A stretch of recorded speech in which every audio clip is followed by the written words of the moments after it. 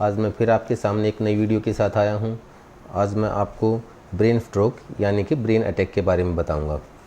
आपने heart attack के बारे में तो बहुत ही कॉमन सुना होगा। आपने सुना है कि किसी की छाती में दर्द हुआ और डॉक्टर ने बताया कि उसको हार्ट अटैक आ गया, यानी कि उसके हार्ट को रक्त का संचार मिलना बंद हो गया। बिल्कुल सिमिलर इसी तरह अगर किसी के ब्रेन को रक्त का संचार मिलना बंद हो जाए, किसी को ब्रेन को ब्लड की सप्लाई बंद हो जाए, तो उसी को ब्रेन स्ट्रोक बोलते हैं, यानी कि लकवा उसको बोलते हैं, उसको पैरालिसिस बोलते हैं। बेसिक ऑफ ब्रेन स्ट्रोक मतलब कि ब्रेन का फंक्शन किसी न किसी कारण से रुक जाए।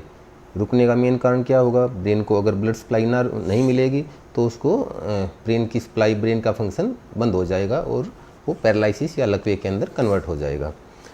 तो स्ट्रोक कितने प्रकार के होते हैं? ब्रेन स्ट्रोक मुख्य रूप से दो प्रकार के होते हैं। पहला इस्चेमिक स्ट्रोक और दूसरा हेमरेजिक स्ट्रोक। इस्चेमिक स्ट्रोक के अंदर किसी कारण से ब्रेन को सप्लाई मिलना बंद हो जाए, उसकी ब्रेन की किसी नस के अंदर खून का क्लॉट आ जाए या किसी कारण से नस चिपक जाए, तो उसको इस्चेमिक स्ट्रोक बोलते हैं। दूसरा है हेमरेजिक स्ट्रोक।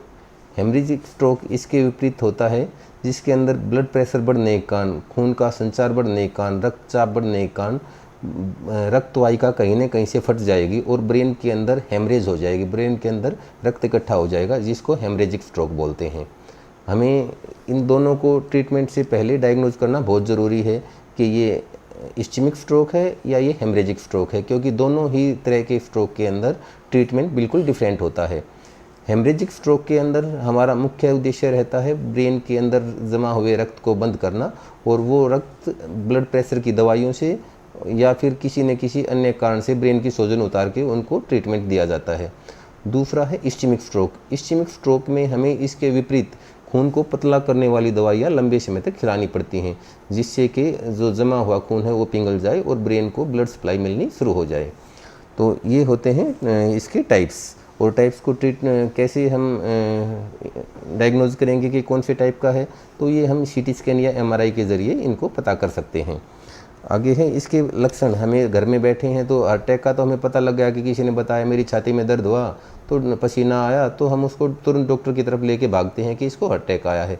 ब्रेन स्ट्रोक को हम घर पे कैसे आइडेंटिफाई करेंगे?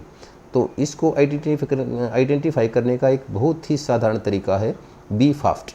बी फास्ट मतलब बी मतलब बैलेंस, शरीर का बैलेंस उसमें डिस्टर्ब होगा।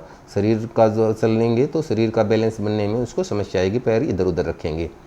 ई मीन्स आई मतलब कि ब्लड विजन, उसको देखने में, दृष्टि में उसको प्रॉब्लम आएगी, उसको धुंधला दिखेगा, उसको दो दिखाई देंगे, उसकी आंखों के आगे जाला आएगा।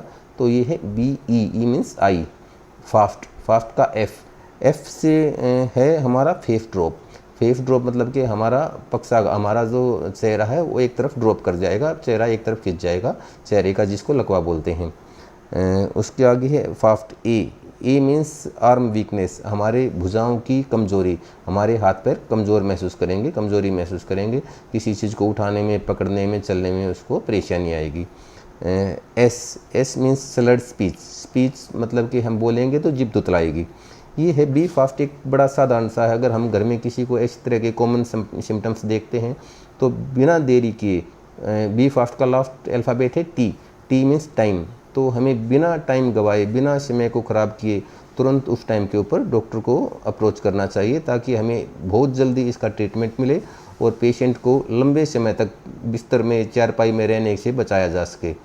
अगर आपको स्ट्रोक से संबंधित कोई अन्य जानकारी चाहिए या इलाज से संबंधित कोई अन्य एक्सपर्ट व्यूज़ चाहिए, तो आप श्री श्याम जी हॉस्पिटल सुबाना में पहुंचकर या फिर नीचे दिए गए नंबर पर कॉल करके एक्सपर्ट राय ले सकते हैं। धन्यवाद।